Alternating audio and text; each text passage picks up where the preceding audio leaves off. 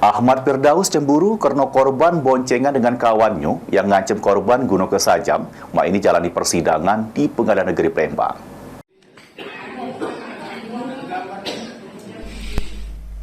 Ahmad Firdaus terdakwa yang terjerat kasus perbuatan tidak menyenengke sama korban Ice Lestari. Mak ini jalani persidangan di Pengadilan Negeri Palembang.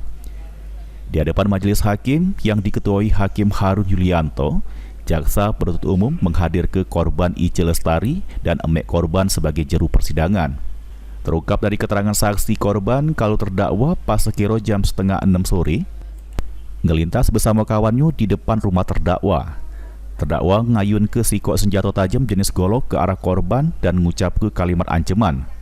Terungkap juga kalau terdakwa ngelaku ke hal tersebut karena terdakwa galak sama korban dan cemburu pas selek korban dan kawannya boncengan sehingga terbawa emosi. Korban mengakui kalau terdakwa ini sudah dari dulu galak samonyo, namun saksi korban tidak galak sama terdakwa. Atas perbuatannya terdakwa diancam pasal 335 ayat 1 ke 1 KUHP. Sidang dilanjut ke minggu depan dengan agenda tuntutan jaksa penuntut umum. Lutfi, PAL TV.